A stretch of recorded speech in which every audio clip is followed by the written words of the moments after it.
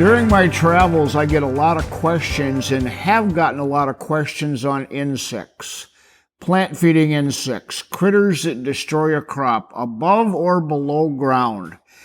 And many years ago, we ran into an entomologist, and a quite famous entomologist, and today we've got Dr. Tom Dykstra, a PhD in entomology, to give us some ideas and some clear-cut answers on what's going on in determining which insect is feeding on your plant. So without further ado, hit us with some fantastic, short, cut-to-the-chase knowledge that people can take and solve problems on their ranch or farm. Do you realize after that introduction, there's no way I'm going to be able to follow up? Thanks a lot. I'm ruined. I'm ruined. All right, I'm going to take with what he gave me and go with it. On the internet, you will find, especially before a few years ago, the magic number of 12 BRIX. This magic number of 12 BRIX is described as being very simple. Too simple, in my opinion. I had difficulty with it, is that if everything is above 12 BRIX, it's not going to get attacked. It's not going to have disease. Anything below 12 BRIX, it does get attacked, and it does have disease. And I thought there's got to be more than that because, for example, reason dictates what happens at 13 or 11. What happens at these? Are they the same? Does it make any difference? Like you've got an unhealthy plant is 11 and suddenly a healthy plant is 13. Does that make sense? I mean, there really isn't a large difference between them. And you can go even further. What happens if it's 11.8? versus a plant that's coming in at 12.2? Is there a real difference between them? And I think most of us would say, no, there's not a difference between them. And so that's why I put out the video that I have, the BRIX video talking about insects. And in that video, and there's a link right now, I think, somewhere around my head right now. So you can go ahead and click on that if you want to get more information. But in this video, what it does is it breaks apart the different numbers, the different BRIX numbers as to what insects go after what and why. And the reason why I did this is because, obviously, I was upset over this 12 BRIX. I thought there has to be more to it. We're scientists, for goodness sakes. Please give us more information than just 12 BRIX. And so I've broken it apart into 4 feeding guilds of insects. This is just so far.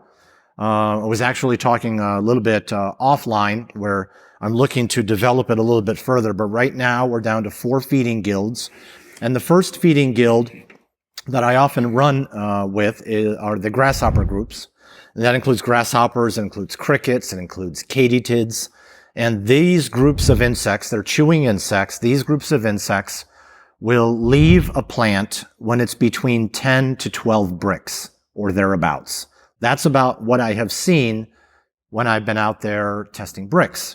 And so seeing this, I could say, okay, they're obviously going after relatively healthy plants, if 12 is the magic number, but I have seen them feeding on 12 BRIX and above, and they will take nibbles out of it. So I understand that the 12 BRIX is not an absolute hard and fast number. I get that. I'm sure we all do. But then as you move down different BRIX levels, I noticed insects disappearing, such as the grasshoppers, the crickets, the katydids, and other insects appearing. And these other insects are the other chewing insects. These include the butterflies and the moths. They include the beetles. They will include even the flies too. And these groups of insects will leave a plant when it is between 9 to 11 BRIX, B-R-I-X.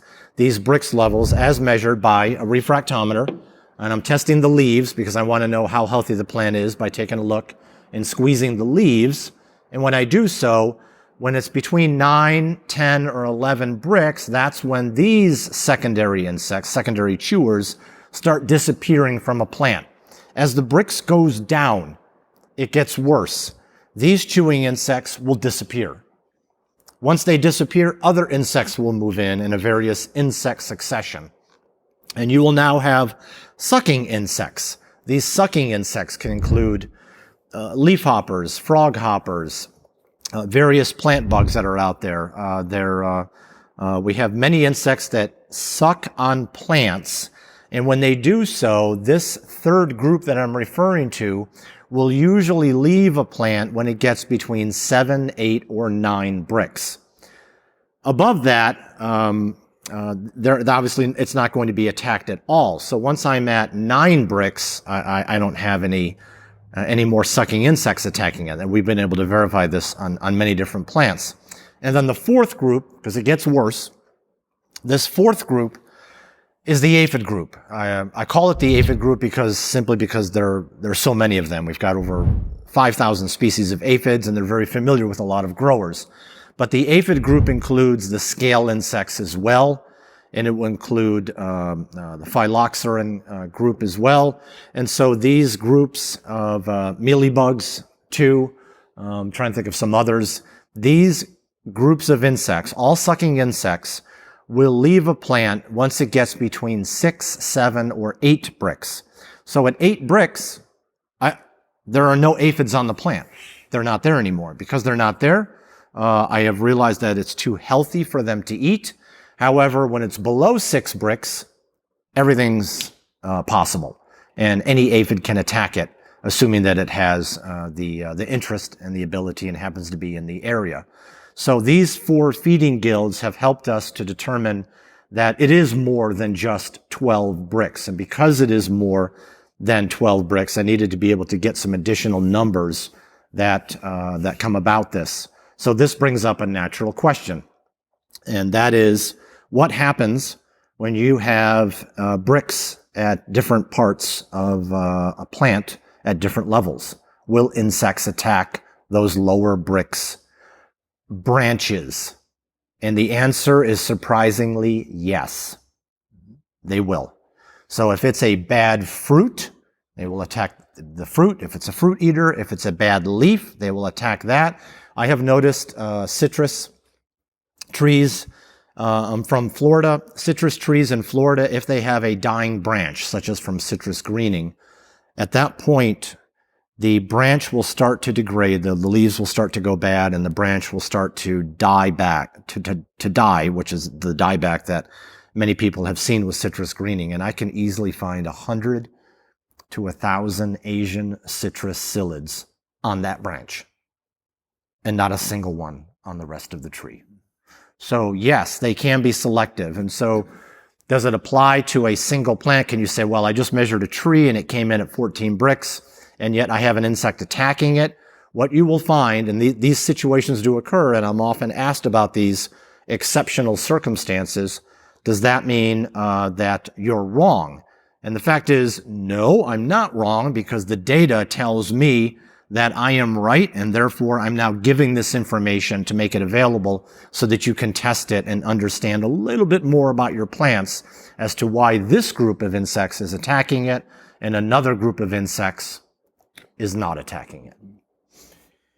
So for the short take home, if a person is watching and the whole goal is to give information that the doctor has that you can take with you, when you spot a certain insect, you pretty much have kind of an idea what kind of sugar content you're at and what the health of those plants are according to other ones, based on sugar content or based on the insects that are feeding on it. Exactly correct. So starting from the bottom up, okay, 6 to 8 BRIX, you've got aphids, mealybugs, scale insects will start to leave your plant in that 6 to 8 range. 7 to 9 insects such as the leafhoppers, the stink bugs, various other sucking insects, frog hoppers too, they will then leave your plant depending upon whether it's at 7, 8, or 9 and depending upon the species of insect. And the third is the chewing insects group. I collect all of the chewing insects mostly together because I want to separate them from the fourth group. And so you will find a lot of the butterflies and moths, the caterpillars that may be attacking your plants, the beetles, some of them attacking roots. They're going to be chewing on the plants, and they will stop eating a plant or leave the plant once it gets between about 9 to 11 BRIX. 9 BRIX sometimes. Sometimes you have to go to 10 BRIX. And then once you get to 11 BRIX, you don't have any more of them feeding upon the plant anymore.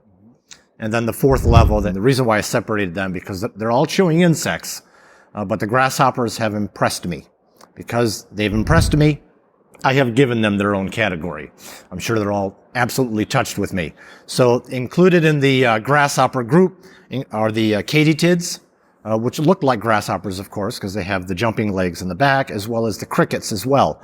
And so these groups of insects will be found relatively high BRIX levels, and therefore they will leave anywhere between 10 to 11 or 12. And at 12 BRIX, either they will leave the plant completely and utterly, or they will come in, nibble on it, take a few bites, realize that this is something that's not going to work for them, and then they will leave. And the reason why I want to mention that is because if you go out to your trees and notice that they're being nibbled on, that does not mean that you're dealing with a 5 BRIX tree. That just means that some insects have come in, done the dirty work, realized that your tree is not worth eating, and if you don't see the insect, then they have moved on. Other insects will stay and get comfortable. So when we see fall webworm forming those big, practically cocoons around themselves, but it's all this silk to protect them, and they're absolutely devastating a pecan tree, that is an indication that you are dealing with a relatively unhealthy plant. Question: in the BRIX, are you fairly confident that the production of sugar in a plant is the fuel, is the defense, is the nutritional value, and leading to the longevity of plants according to any disease, any weed, any insect, any problem? The manufacturing of plant sugar is the end-all of problems. The answer is yes to everything that you said, with the exception of defense. Because oftentimes the secondary plant metabolites are called in to defend themselves. Many people feel, and wrongly so, it's a good thing to correct it right now, is that they feel that high sugar is the defense. They feel that the sugar is, because it's so high, the insects don't want to eat the plant because they don't like the sugar. That's actually bull, because there are a lot of insects out there. I mean, just think of honeybees, for example. The BRIX of honey is incredibly high, and they love the stuff. But there are many other insects out there that love to eat sugar, and they prefer to get a high sugar meal, which is usually in the form of nectar. So many flowers, extrafloral nectaries, are putting out, if it's a healthy plant, a high content sugar nectar, and this is attractive to almost every insect on the planet. Many insects like nectar. Okay. I'm guessing there's viewers out there saying, wait a minute, a fly loves sugar. Yes. How does that fit in? That's the point that I'm making, is that insects do like sugar. So because of that, when you have a high BRIX plant, it is not the sugar that is the actual repellent or the actual deterrent. In actuality, it's simply an indication that if you're dealing with a 14 BRIX plant, is that the plant itself is indigestible. And because it's indigestible, it cannot be eaten by an insect, which it's not equipped with the digestive enzymes to take apart a plant and actually digest it. So they move on to another lower BRIX plant that they can digest. And so that's the difference. It's not just about sugar and nothing else about sugar. It is about the health of the plant. And so when you are dealing with a high health plant, 14 BRIX and above, it will become indigestible, that even though it can be eaten and they might take a bite out of it, they will lose interest because it won't serve as a source of food for the insect. Okay, so a lot of professors, a lot of your academia buddies will say a weed is just a plant growing out of place. And I get what they're saying, but we've been in many fields and we had pigweed that was red root pigweed that was 6 feet tall. And it was growing dramatically. And the grower says, look at that, look at the insects, because when we looked at it, the leaves of that red root pigweed looked like Swiss cheese. And I'm looking at it, and I said, this is so cool. He goes, what do you mean cool? The insects are destroying my crop. And right beside it was a corn plant with perfect leaves, no chewed-on silk. The plant was untouched by, and I'm not an entomologist, and I don't want to be, but it's like the weed was getting devoured. There was more that was eaten than wasn't. So, and then we looked at the corn plant. I said, the insects have chosen and are now working for you because you've raised the sugar content. So we checked. The weed, the red root pigweed, and this isn't where I believe a plant is growing out of place. It's growing exactly where it's supposed to, trying to fix something. Yes. It was a lower sugar content. The weed was at 4 BRIX.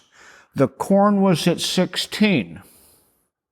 The insects chose the lower sugar content. Now, I got a question. I've been wanting to ask you this for years. My old professor, and I think he did this just so I could get it through my thick skull, but my old professor would say, plant-feeding insects above or below the ground are born and live without a pancreas. They can't digest high sugar content fiber.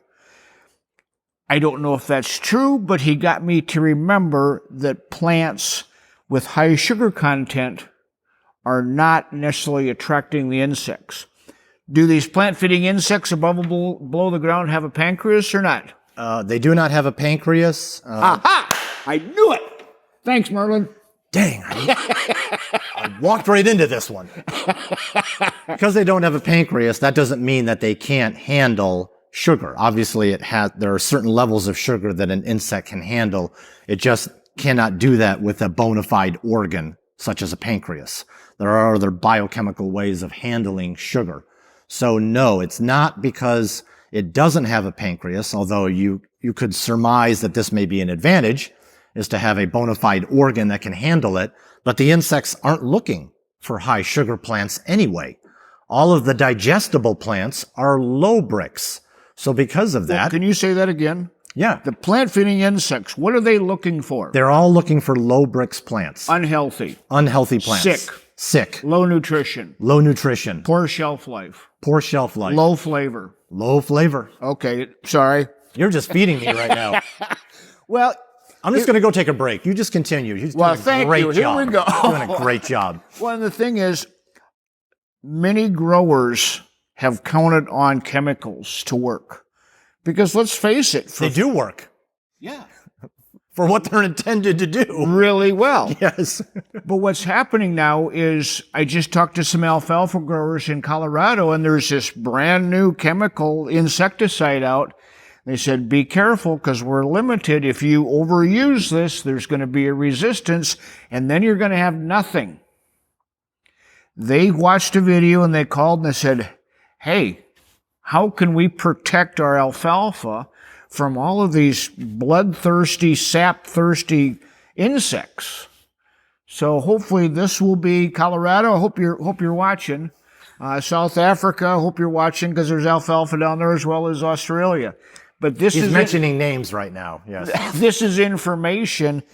The sugar content of the plant is the key to the health of the crop.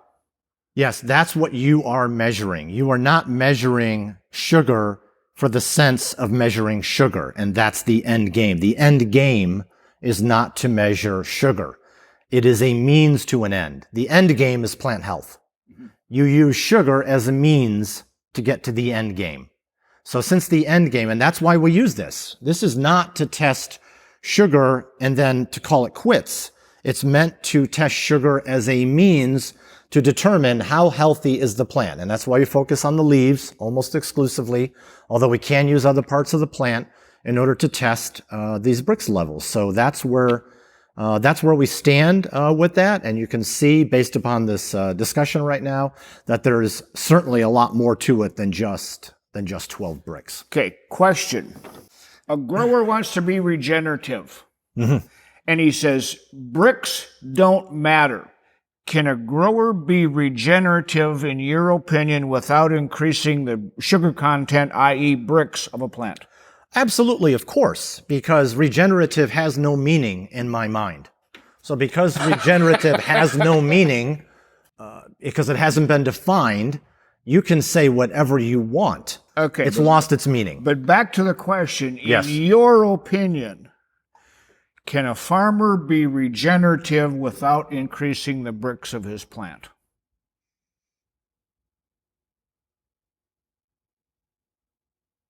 And this is what I wanted. I sprung one on him because this is when he's the best, when he has to think. Can he be regenerative with a low BRIX plant? Let's say under 4. Okay. Is he regenerating anything? Thank you for giving me a specific number to work with. If you are at 4 BRIX and you're higher than that, then that means you're putting about 2 BRIX of sugar into the soil, because about 50%, 40 to 50% of your sugar is going into the soil. So if you're at 4 BRIX, 2 BRIX of that is going into the soil on a regular basis, mostly at night. That is not enough carbon in order to have the desired effect that has been put forward by regenerative thinkers. In order to regenerate the soil, you must have carbon, and this carbon is going to be found almost exclusively coming from the carbon dioxide. We all get that. It's all coming into the leaves through the stomata, but it has to get into the soil. In order to do that, it relies upon 2 things. It relies upon the plants, but it can also rely upon microbes that may also be using the CO2 as well. And there are some microbes that are able to do that. So even though we think of plants for the most part, microbes, I want to give them the nod. So any microbiologist watching thinking, oh, he forgot about my microbes. I haven't forgot about them. I'm just saying that the plants are really the main focus. And that is, if you are dealing with a very specific 4 BRIX plant, you cannot regenerate, that is, regenerate the soil, increase its mass, because too much of it is being used up and it is not actually building up. So if you are dealing with a 14 to 18 BRIX plant, which we often find out in the wild, we can do a lot of regeneration at that point, even if we're not doing anything about it. We're simply... But at 4 BRIX. But at 4 BRIX, you're not doing anything. We're trying to define regenerative. The information that we've gotten from Dr. Dykstra, I think, is vital. If you want more information on Dr. Dykstra's studies, his work, and his consulting, you can reach me at dykstralabs.com, and you can also find me online, the YouTube. If you type in Thomas Dykstra, you will find a number of videos that I put out that will possibly give you some more details, should you wish to go a little bit further on this. For Dr. Dykstra and myself, we hope this information has been beneficial, and we appreciate you watching. Thank you.